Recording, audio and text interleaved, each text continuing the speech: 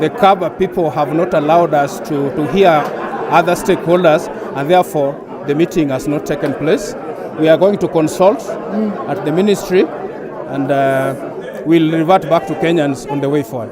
And I've visited so many factories in that area, in Europe, even in Japan. I've been to Mercedes company manufacturing Mercedes-Benz. I know what goes on in manufacturing.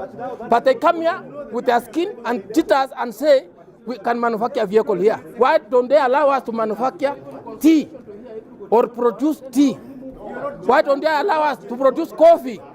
Why don't you allow us to produce finished product of maize?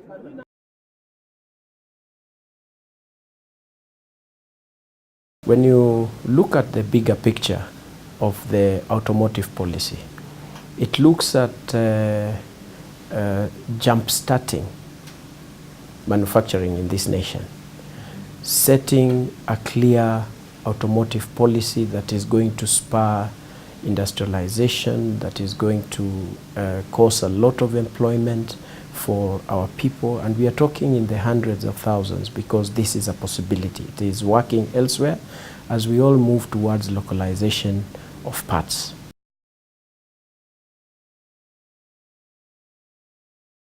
The policy as it is and as drafted, and as many as stakeholders have been involved at different stages, is now almost at its final stages. But clearly, out of what has just happened is that not all stakeholders have understood what it is. And maybe a feeling of suspicion has always been there. One of the major things that I would say is that there is lack of good communication, so that the policy, what is expected to be driven out of it, there are players who have not, A, not read, B, they have not been meant to understand, 3, they have not been appreciated in the process of the sector that they are in. When you look at the players in the importation of used motor vehicles, it's a big industry. They are currently importing 7,000 cars per month. And even if you took just 500,000, which is about 5,000 US dollars, this is 35 million Kenya shillings. That is about 3.5 billion Kenya shillings that are being incurred, or that is in that specific economy. That's not someone that you'd run to assume.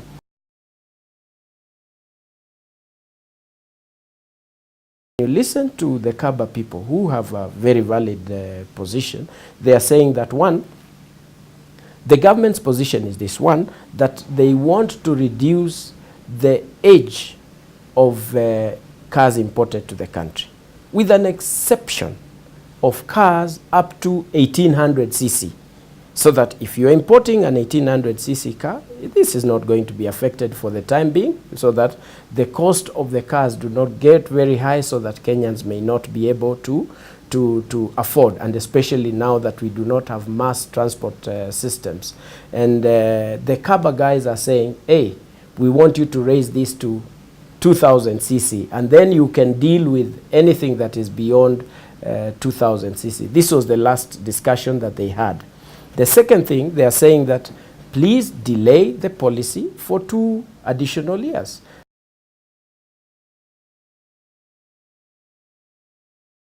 The bigger picture is this: where do we go after this? And we must carry everyone across. I'll give you an example.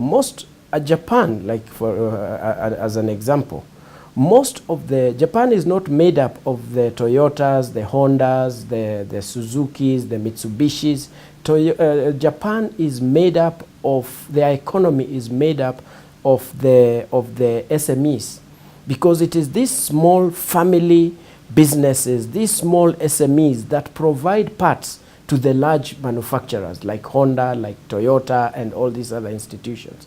They do not make them themselves mostly. They get supplied by different people that have been contracted to do this kind of a process. This is what would happen to Kenya.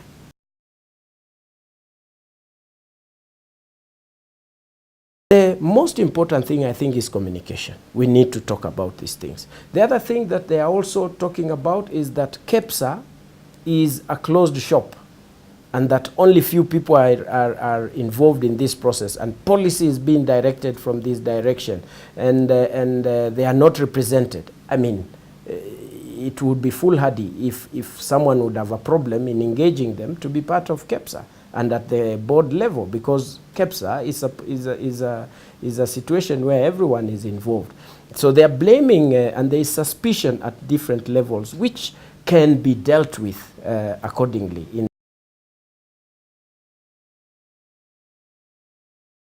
We must not lose the bigger picture. The government on the other side, you can never stop a government that believes that what they are doing is right for its people. In one way or another, they will get it done. You will be left out. You will follow up and catch up at a later time. But they also have the responsibility of getting these people down to discuss and get things done. And just looking at this and so many other sectors in the country, we need to pull people together. We need to have time to discuss these issues by the time they get to this position.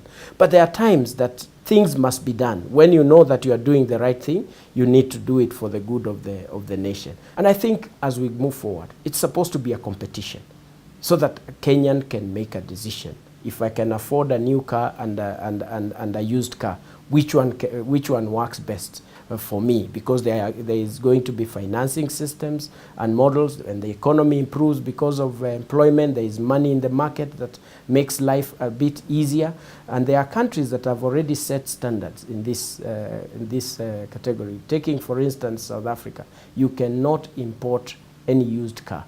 We may not jump up to that level immediately, but there is a process that we can get into.